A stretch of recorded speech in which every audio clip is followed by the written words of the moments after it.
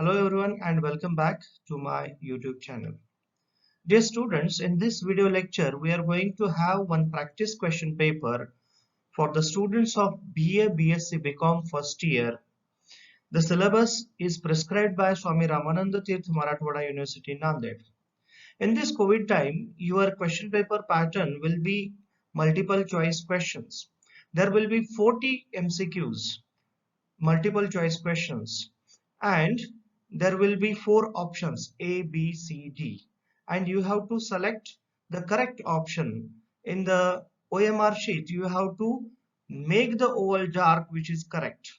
So we'll have in this video a practice question paper. So let's start this practice question paper. विद्यार्थी मित्रांनो, पहिला प्रश्न आहे, what is first vision of Dr. APJ Abdul Kalam for India? आता इथं first असा का म्हटलेला आहे? Because there are three visions of doctor APJ Abdul Kalam for India. त्यांनी तीन विजन्स सांगितलेले आहेत आणि त्यापैकी पहिलं विजन काय आहे असं सांगणारा किंवा असं विचारणारा हा प्रश्न आहे. First option is freedom, second is development and third is power and D is none of the above. Okay, तर या चार ऑप्शन पैकी कुठला ऑप्शन बरोबर असेल? What is the first vision of doctor APJ Abdul Kalam for India? And as some of you know, the answer is A, that is freedom. Freedom is the first vision of Dr. APJ Abdul Kalam for India, and as he has talked about the India's development, and that third vision is that India should stand up with the world, आणि तिसरं vision की भारत हा इतरांसोबत स्पर्धेमध्ये उतरला पाहिजे. India should stand up with the world, हे तिसरं विजन आहे.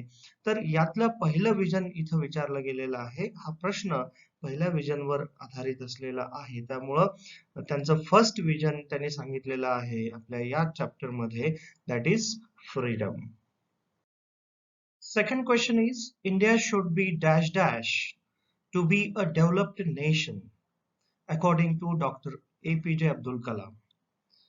ऑप्शन आहेत self reliant, self assured, C only A म्हणजे सेल्फ रिलायंट फक्त, D both A and B.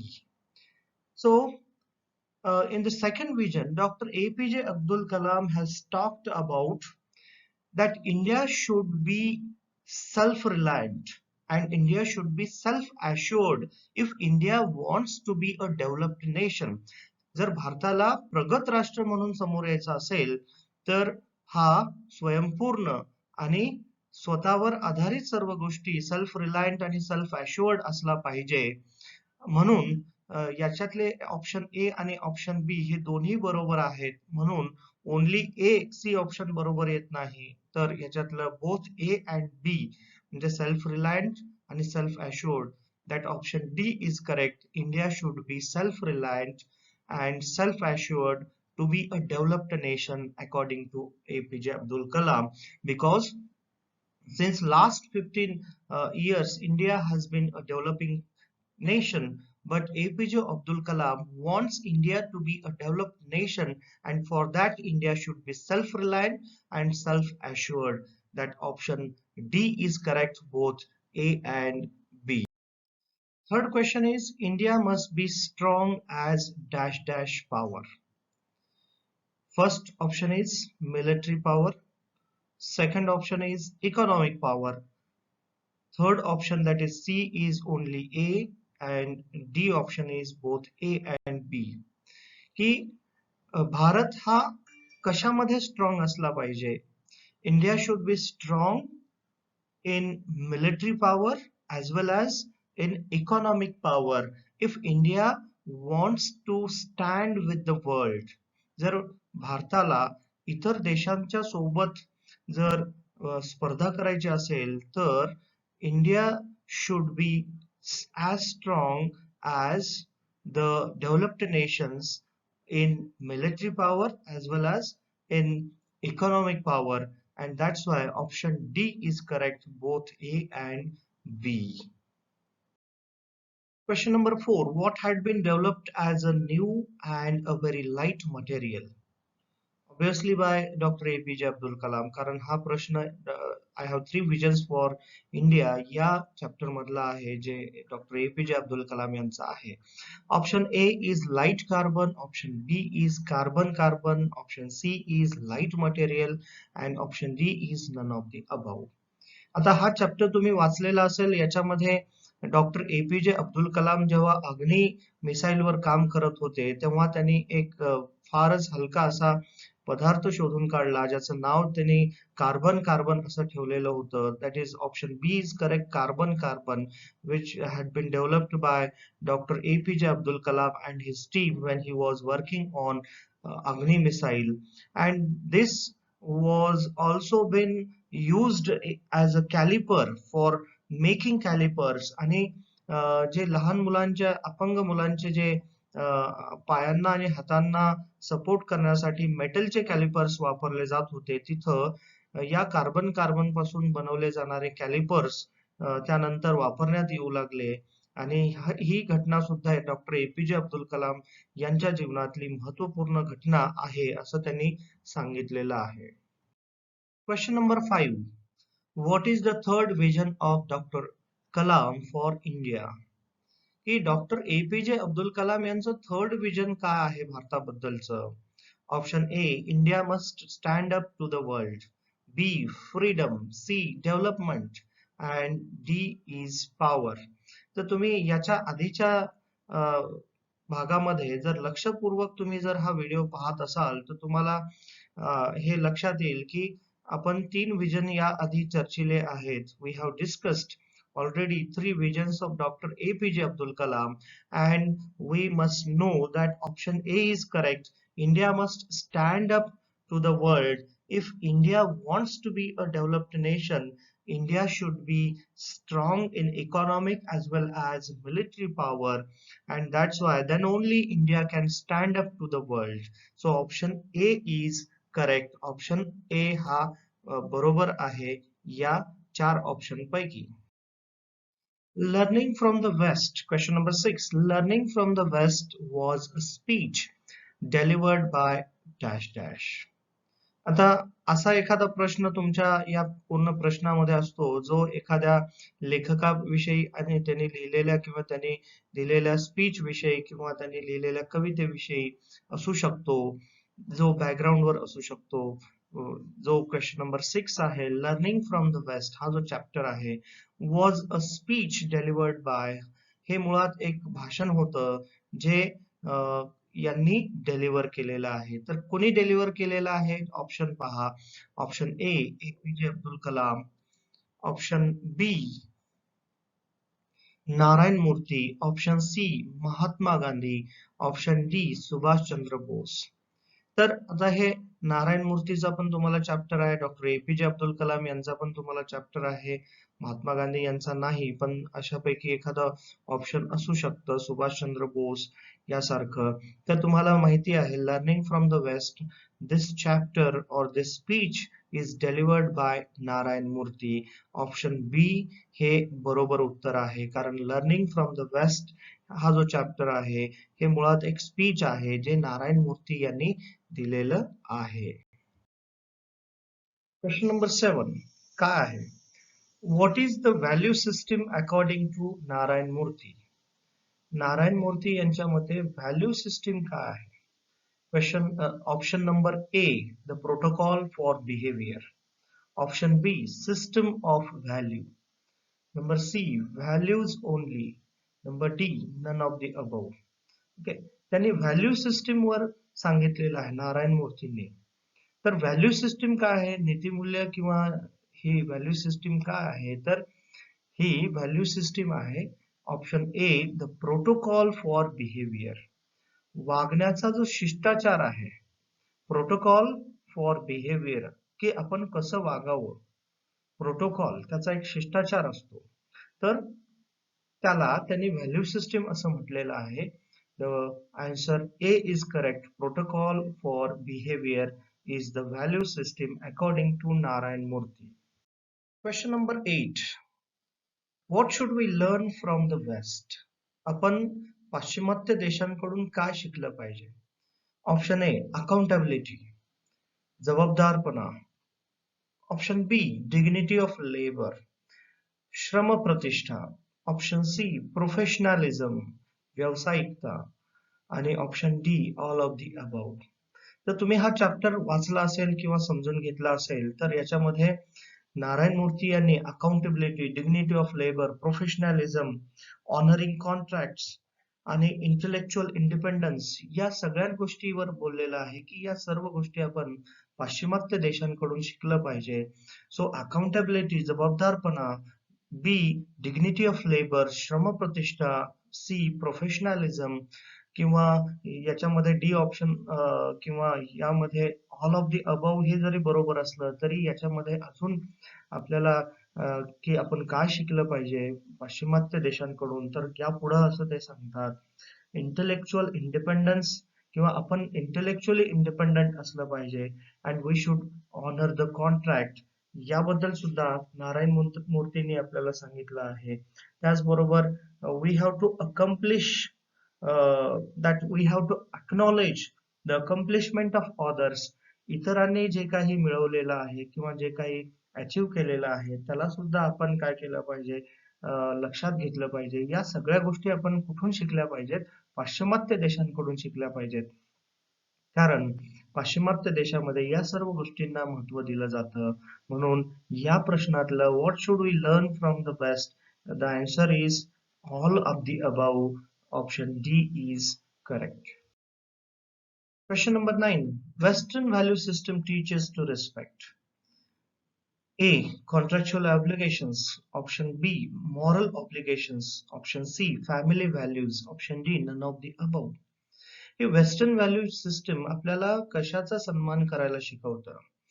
तर जर तुम्ही हा चॅप्टर वाचला असेल तर नारायण मूर्ती असं त्यांच्या या भाषणामध्ये सांगतात की we have to respect contractual obligations. एखाद्या आपल्याला ज्या जबाबदाऱ्या आहेत, ज्या आपण कॉन्ट्रॅक्च्युअल ऑब्लिगेशन्स असतात, एखाद्या पदासोबत असतात किंवा एखाद्या कंत्राटी आपल्याला जे काही जे नीतिमूल्य जबाबदाऱ्या असतात त्या आपण पाळल्या पाहिजेत याबद्दल ते सांगतात. आणि म्हणून option A is correct, that is contractual obligations.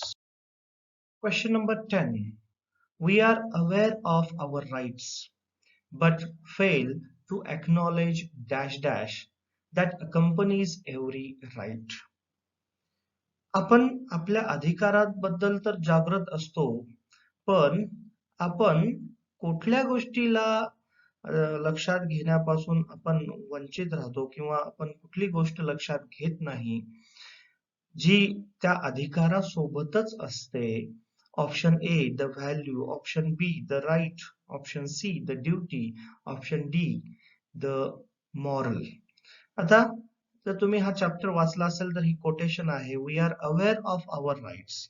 आपण आपल्या अधिकारांबद्दल जागृत असतो, आपल्याला जाणीव असते याची अधिकारांची, बट फेल टू एक्नॉलेज, आपण या अधिकारासोबत आलेल्या या duties. Option C but fail to acknowledge the duty, जे अधिकारासोबत कर्तव्य येतात त्या ड्युटीला किंवा त्या कर्तव्यांनाच विसरतो. We fail to acknowledge the duty that accompanies every right, जी प्रत्येक अधिकारासोबत येते. So option C is correct, the duty. Question number 11. The awful sudden risings of the sea are called as dash dash. की अचानक जो समुद्र खवळतो आणि उंच उंच अशा लाटा निर्माण होतात त्याला काय म्हटलं जातं?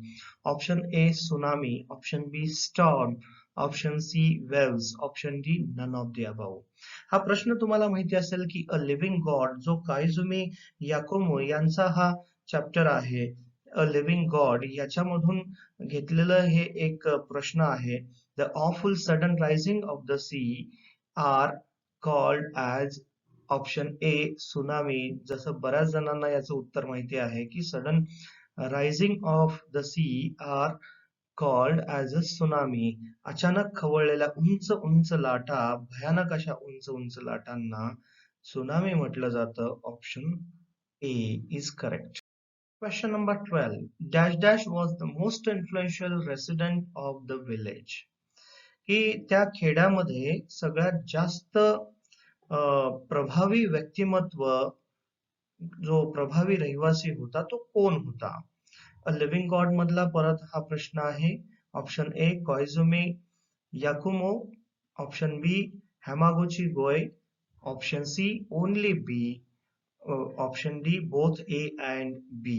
आता जर तुम्ही हा प्रश्न वाचलेला समजून घेतला असेल आणि त्याच्यामध्ये जर option A B C D याच्यामध्ये जर तुम्ही पाहिलं असेल तर सी आणि डी अशा प्रश्नामध्ये generally A B C D, only B किंवा बोथ ए अँड बी असे जे उत्तर असतात, ऑप्शन्स असतात, त्यापैकी सी किंवा डी मधला एक उत्तर पर्याय त्यामध्ये असू शकतो, हे आपण लक्षात घेतलं पाहिजे.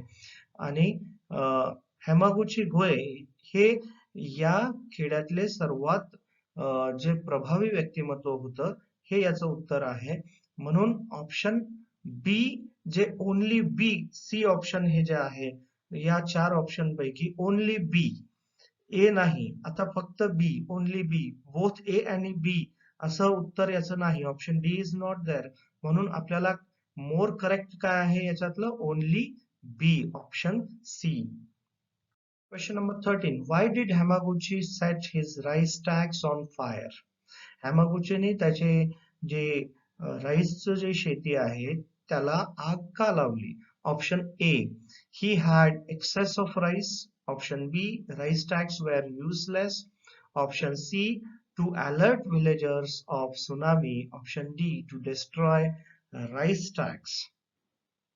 तर तुम्ही ही कथा वाचल्यानंतर किंवा हा जो चॅप्टर आहे, जो कोइझुमी याकुमो यांचा जो चॅप्टर आहे, हा जर वाचला असेल तर तुम्हाला माहिती आहे की हॅमागुची गोय हे जे त्या शहरातील सर्वात वरिष्ठ नागरिक आहेत, यांनी सुनामी येण्याच्या आधीच त्या सुनामीचं वातावरण याच्यावरून त्यांना असं लक्षात आलं की आता सुनामी येणार आहे आणि खालच्या बाजूला असलेला तिथं असलेला उत्सव आणि तिथं जमलेल्या लोकांना अलर्ट करण्यासाठी त्यांच्याकडे वेळ नव्हता आणि ते तेवढ्या गतीनं खाली येऊन वर जाण्या इतकी त्यांचे वयोवृद्ध असल्यामुळं त्यांनी एक युक्ती काढली आणि या सर्व लोकांना अलर्ट करण्यासाठी त्यांच्या त्या राईस ट्रॅक्सला त्यांनी काय केलं? पेटवलं आणि त्या दिशेने सर्व लोक वरच्या बाजूने यांच्या शेताकडे लोक आले आणि दरम्यान त्या गावामध्ये फार मोठी सुनामी आली आणि खालच्या बाजूला असलेली सर्व घरं ही त्या सुनामीमध्ये वाहून गेली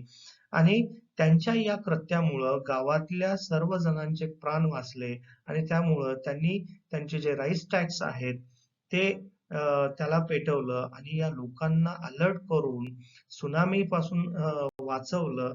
म्हणून option C is correct, to alert villagers of tsunami. Question number 14. Why Hamaguchi was declared a living god? आता हॅमागुची यांना लिव्हिंग गॉड असं का डिक्लेअर करण्यात आलं? Option A, because he had god like appearance. Option B, because he saved villagers from calamity of tsunami. Option C, because he set his rice stacks on fire. Option D, none of the above.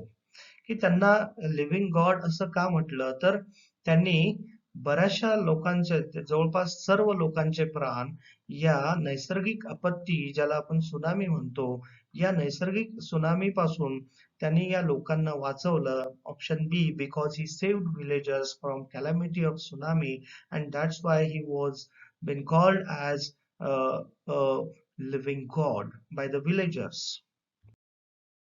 Question number 15. Villagers called Hamaguchi as Ojisan, which means dash dash.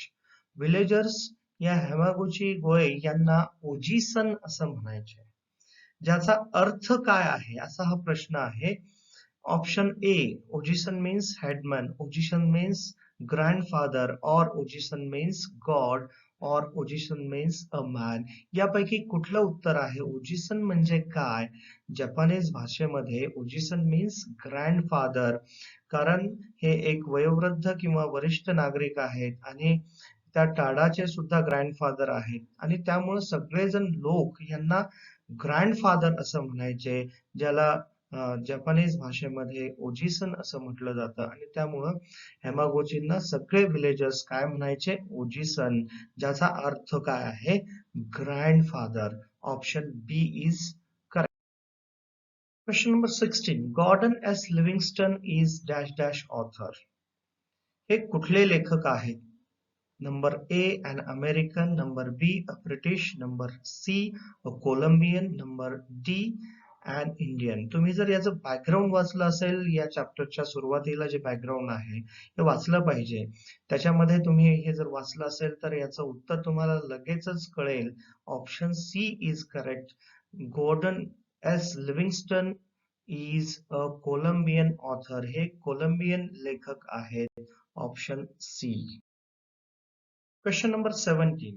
What is the birth name of Gordon Livingston? Gordon Livingston यांचं जन्म नाव काय आहे? Option A Donald Alfred Cardell, option B Donald Livingston, option C Gordon Cardell, option D Livingston. तर याच्यामध्ये आपण ह्या chapter वाचल्यानंतर आपल्याला असं कळतं की यांचं जे जन्म नाव होतं ते होतं option A Donald Alfred Cardell. Option A is correct. Question number 18. Who is biological mother of Gordon S Livingston. यांची बायोलॉजिकल मदर कोण आहे? गॉर्डन लिव्हिंगस्टन यांची बायोलॉजिकल मदर कोण आहे? Option A Ann Cardell, option B Mary Cardell, option C Emily Cardell, option D none of the above. तर आपण हा chapter वाचल्यानंतर किंवा हा जो एक ऑटोबायोग्राफिकल एक्स्ट्रॅक्ट वाचल्यानंतर आपल्याला हे लक्षात येतं की हे गॉर्डन एस लिव्हिंगस्टन हे अडॉप्टेड चाइल्ड होते, की यांना दत्तक घेण्यात आलेलं होतं लिव्हिंगस्टन फॅमिलीकडून. पण यांची मुळात जी आई होती, ती जन्मदाती आई होती, तिचं नाव होतं Ann Cardell. Option A is correct. Question number 19. Gordon Livingston was born at option A Detroit, option B Memphis 10, option C California, option D Savannah. तर यांचा जन्म कुठे झालेला होता? तर option B is correct. Memphis 10 इथे यांचा जन्म झालेला होता. Option B is right. Question number 20. Gordon Livingston's mother was dash dash. त्यांची आई कोण होती? प्रोफेशन काय होतं त्यांच्या आईचं? Option A a headmaster, option B a school teacher, option C a mayor, option D a physician. तर गॉर्डन एस लिव्हिंगस्टनची आई ही biological mother, she was a school teacher. Option B is right. Question number 21. Who composed the popular sonnet My Mistress' Eyes Are Nothing Like the Sun? Option A William Wordsworth, option B W.B. Yeats, number C John Keats, option D William Shakespeare. तर My Mistress' Eyes Are Nothing Like the Sun हे जे sonnet आहे हे कोणी लिहिलेलं आहे? तर आपल्याला माहिती आहे की ऑप्शन डी विल्यम शेक्सपियर यांचं हे सॉनेट आहे. Question number 22. My Mistress' Eyes Are Nothing Like the Sun is about dash dash who is an unknown person. हे जे सॉनेट आहे विल्यम शेक्सपियरने लिहिलेलं हे कुणाला उद्देशून आहे किंवा कुणाच्या संदर्भाने लिहिलेलं आहे? तर आपल्याला माहिती आहे की this sonnet is written for dark lady, की त्याने हे डार्क लेडीला उद्देशून लिहिलेलं हे सॉनेट आहे.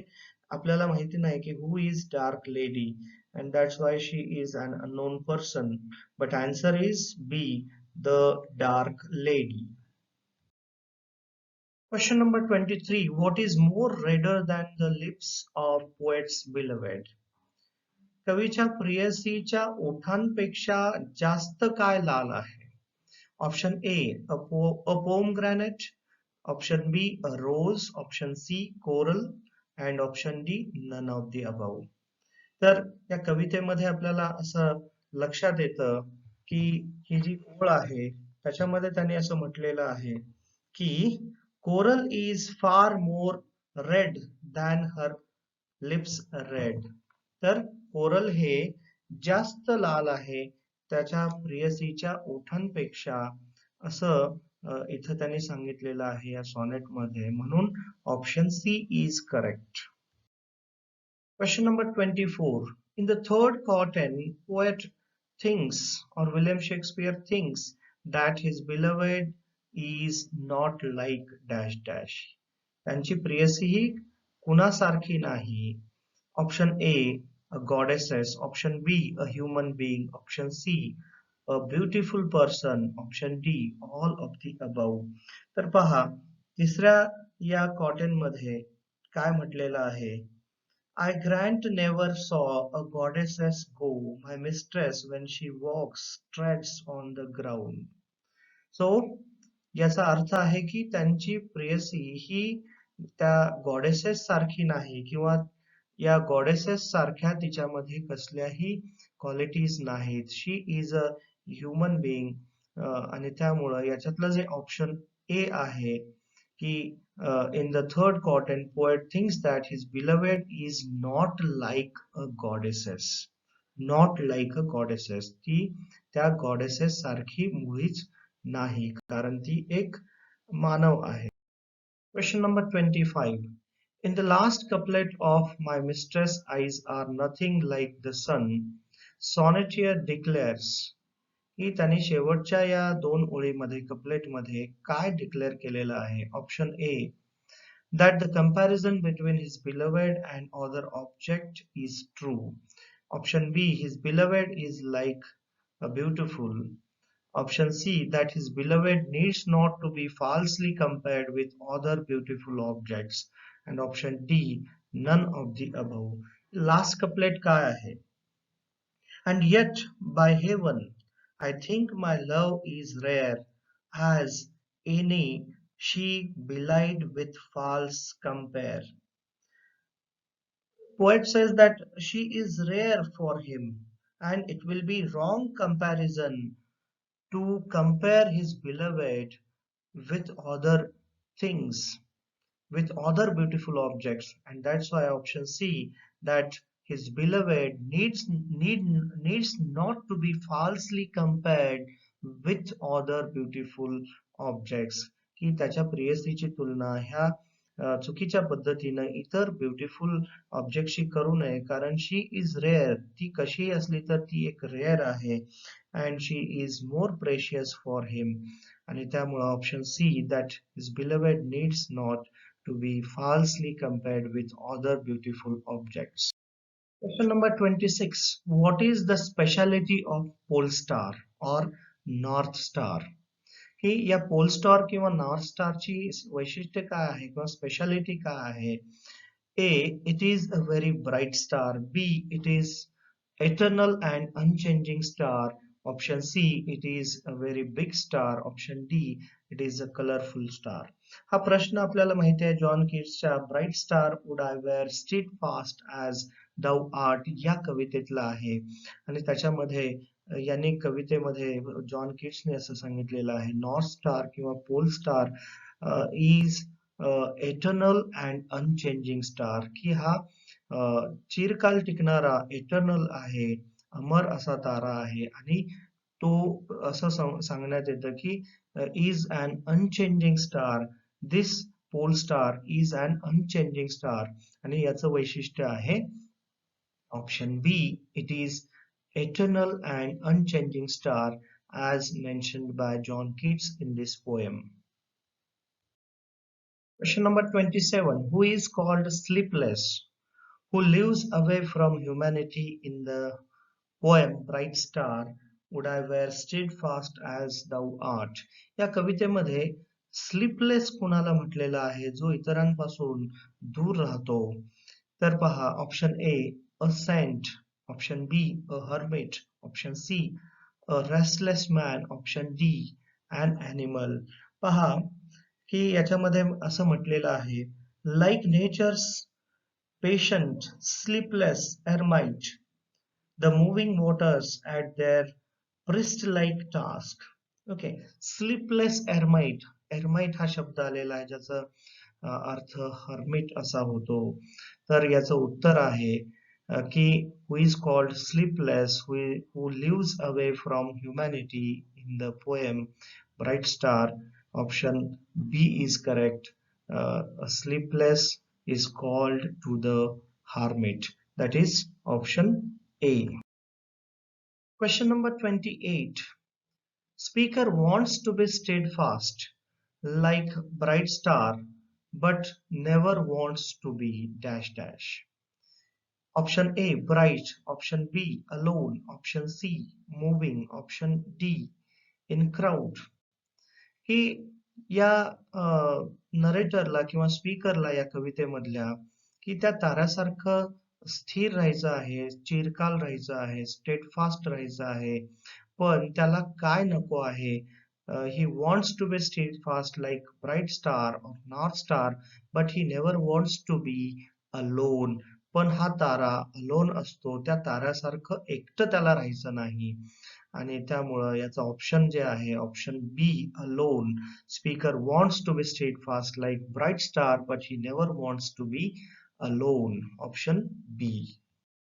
Question number 29. Winter has an association with option A solitude, option B sadness, option C only A, option D both A and B. ही हिवाळा ऋतूचं association कशासोबत केलं जातं किंवा याला कशासोबत जोडलं जातं, संदर्भ दिला जातो, तर ऑप्शन ए अँड बी म्हणजे सॉलिट्यूड एकटेपणाशी आणि त्याबरोबर एक सॅडनेस किंवा दुःख याच्याशी सुद्धा याचा संदर्भ जोडला जातो. विंटरला असं winter has an association with solitude and sadness. Specially या कवितेमध्ये जॉन किट्सनी याचा संदर्भ दिलेला आहे. अँड दॅट्स वाय ए आणि बी हे ऑप्शन आहे. म्हणजे डी मध्ये आपण दिलेला आहे both A and B. That's why option D is correct. That is both A and B. Question number 30. What is similar to an eternal life according to John Keats? Option A. Living in comfort and happiness of love and then dying. Option B. To have a long life. Option C. To be happy always. Option D. Living luxurious life. ही एक चिरकाल जीवन हे कशाशी मिळतं जुळतं आहे किंवा नुसतं long life असणं हे महत्वाचं नसून तर जॉन किट्स असं म्हणतात option A living in comfort and happiness of love. एक प्रेमाने आणि कम्फर्टेबली जीवन जगणं and then die is also like to be an eternal in life according to John Keats. Option A is correct. Living in comfort and happiness of love and then dying. Question number 31. Which of the following are the elements of open word classes? Option A nouns, adjectives. Option B verbs, adverbs. Option C only A. Option D both A and B. तर हा जो प्रश्न आहे language learning मधला word classes वर आधारित असलेला हा प्रश्न आहे.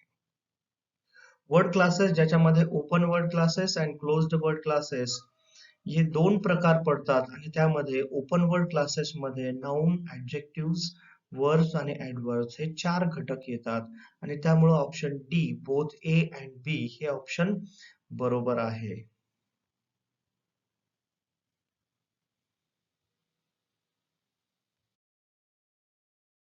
Which of the following is an abstract noun? हे पुढे दिलेल्यापैकी abstract noun कुठला आहे? Option A wisdom, option B wood, option C Pune, option D army. सगळेच हे नाउन आहेत पण याच्यातलं abstract नाउन अमूर्त नाव जर कुठलं असेल अमूर्त नाव abstract नाउन तर ते आहे wisdom. Wisdom is called as an abstract noun. Wood, Pune and army, these are not abstract nouns. So option A is correct. Question number 33. Dash dash is a word which modifies a verb. ही असा कुठला जो शब्द आहे जो modify करतो वर्बला, क्रियापदाला modify करणारा शब्द कोणता? Option A noun, option B verb, option C adverb, option D adjective. तर तुम्ही ओपन वर्ड क्लासेस हे जर टॉपिक अभ्यासला असेल तर त्यामधला option C adverb is a word which modifies a verb. वर्बला मॉडिफाय करणारा किंवा वर्ब बद्दल अधिक माहिती सांगणारा जर शब्द कोणता असेल तर तो क्रिया विशेषण असतो. That is adverb. Option C is correct. Question number 34. Identify the pronoun in the following sentence. पुढे दिलेल्या वाक्यामध्ये प्रोनाउन कुठला आहे हे ओळखा. A boy and a girl went to a mountain. They observed beauty of nature. Okay, आता ह्याच्यामध्ये पहा, a boy, A option, B option a girl, option C they, and option D a mountain. आता boy आणि girl याच्यासाठी या common name साठी एक pronoun वापरलेला आहे. ते आहे या दोघांना मिळून पुढं a boy and girl went to a mountain आणि या दोघांसाठी वापरलेलं they observe beauty of nature. तर हे या दोघांसाठी आलेला प्रोनाउन आहे दे आणि त्यामुळं they is the correct answer. They is a pronoun. Question number 35. Which of the following is the preposition which indicates time? पुढे दिलेल्यापैकी कोणतं प्रिपोजिशन आहे जे वेळ दाखवतं? Option A during, option be around, option see about, option D all of the about. जर तुम्ही preposition विषयी माहिती घेतली असेल, ऑन, ऑफ, ऍट वगैरे जे प्रिपोजिशन्स आहेत, त्यासोबत ड्युरिंग, अराउंड, अबाउट हे सुद्धा प्रिपोजिशन या कॅटेगरीमध्ये येतात आणि जे वेळेच्या संदर्भात आहेत आणि त्यामुळं हे तिन्ही वेळ दाखवणारे प्रिपोजिशन्स आहेत आणि त्यामुळं option D is correct, all of the above. Question number 36. Dash dash is the most common and the fastest form of written communication. आता कम्युनिकेशन मधला जो फास्टेस्ट फॉर्म कुठला आहे पुढे दिलेल्यापैकी जो रिटन कम्युनिकेशन आहे? Option A letter, option B email, option C fax, option D pager. Okay, pager तर फार पूर्वी पेजर असायचे ज्याच्यावर फक्त टेक्स्ट मेसेज पाठवला जायचा. आता मोबाईल आलेले आहेत ज्यावर आपण कॉल आणि टेक्स्ट मेसेज वगैरे करू शकतो, इव्हन मेल सुद्धा करू शकतो. पण याच्यातले आपण सगळ्याच ऑप्शनचा जर विचार केला तर email is the fastest and the most common form of written communication हे आपल्याला पाहायला मिळतं. म्हणून option B is correct.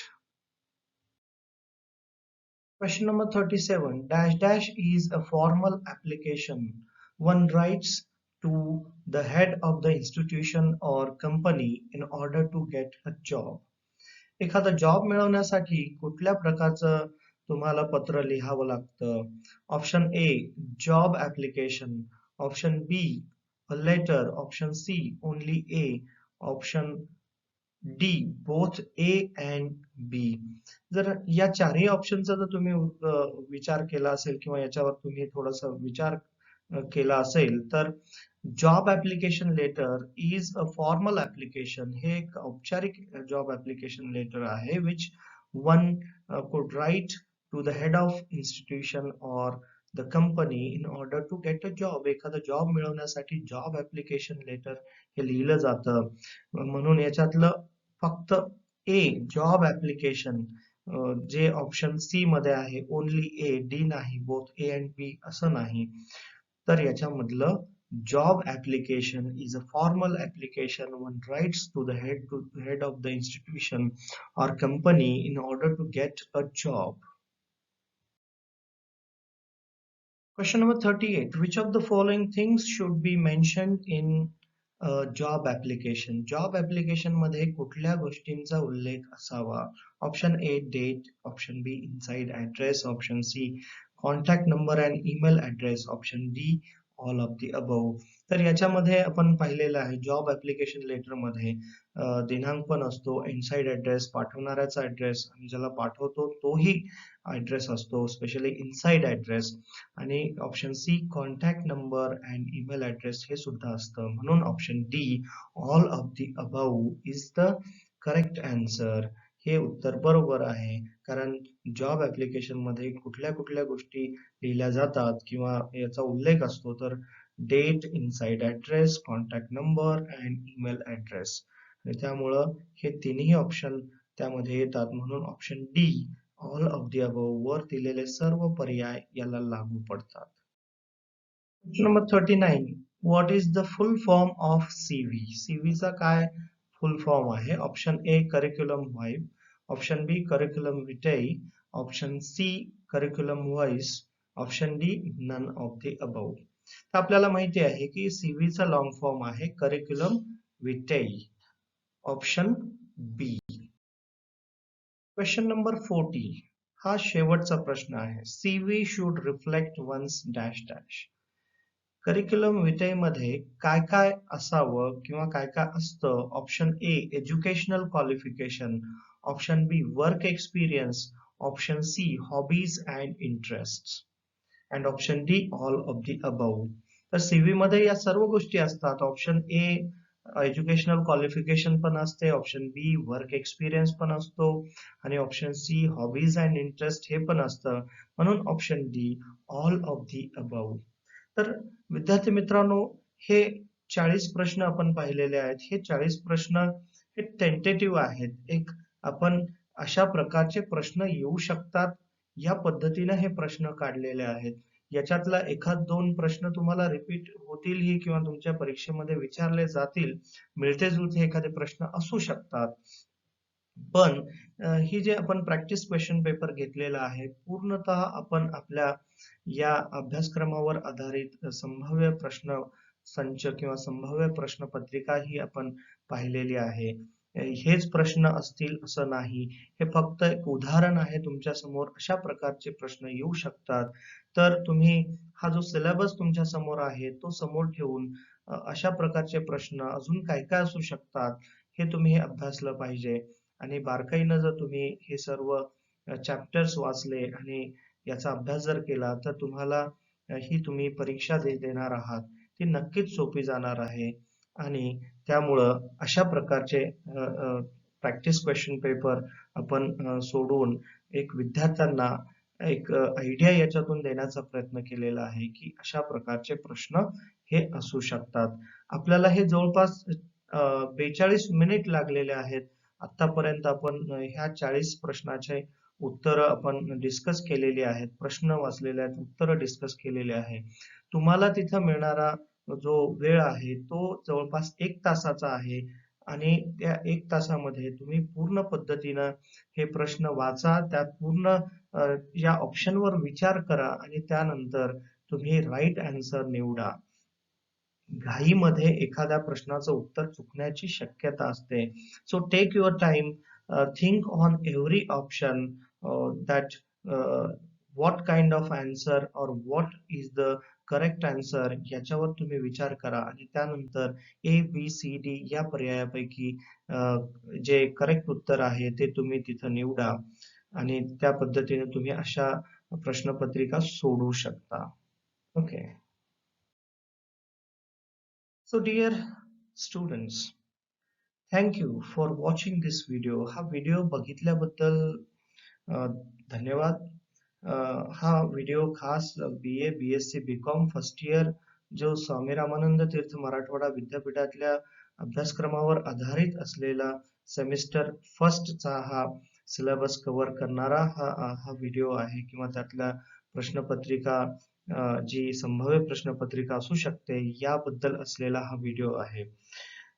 Thank you for watching this video again, and you can subscribe this video channel for more videos. अशा प्रकारच्या educational video जर तुम्हाला पाहिजे असतील तर माझं जे हे चॅनल आहे किरण W गुट्टे या चॅनलला तुम्ही सबस्क्राईब करा आणि हा जर व्हिडिओ तुम्हाला आवडला असेल तर तुम्ही लाईक करा, कारण तुम्ही जर हा व्हिडिओ लाईक केला किंवा शेअर केला तर मला अशा प्रकारचे नवीन व्हिडिओ बनवण्यासाठी एक त्यामधून उत्साह निर्माण होऊ शकतो आणि त्यासाठी you can like share this video for other students, तुमच्यासारखे इतर दुसऱ्या गावातील विद्यार्थी आहेत किंवा आपल्याच परिसरातील इतर विद्यार्थी आहेत, त्यांच्याशी तुम्ही हा व्हिडिओ शेअर करा, त्यांच्यासोबत एखाद्या प्रश्नावर डिस्कशन करा. तुमची काही एखादी अडचण असेल तर तुम्ही मला कॉन्टॅक्ट करू शकता, की एखाद्या प्रश्नाचं तुम्हाला जर संदिग्धता वाटत असेल तर. आणि शेवटी all the best to all of the students who are going to take an exam. तुम्हा सर्वांना माझ्यातर्फे या परीक्षेसाठी हार्दिक शुभेच्छा. तुम्ही अभ्यास केलेलाच आहे. अजून अभ्यास करण्यासाठी तुमच्याकडे थोडासा वेळ आहे. तुम्ही हा वेळ अभ्यासामध्ये घालवा आणि चांगला अभ्यास करून चांगली प्रश्नपत्रिका सोडवा आणि चांगले मार्क्स मिळवा. यामध्येच a teacher what he expects from the students, that students should get more marks in the syllabus or in the course, particular course. की एक शिक्षकासाठी विद्यार्थ्यांनी चांगले मार्क्स मिळवणं हीच एक गुरुदक्षिणा असू शकते. त्यामुळं तुम्हा सर्वांना पुन्हा एकदा या परीक्षेसाठी शुभेच्छा. And again thank you. You subscribe, like and share this video. You subscribe to this video channel. Thank you.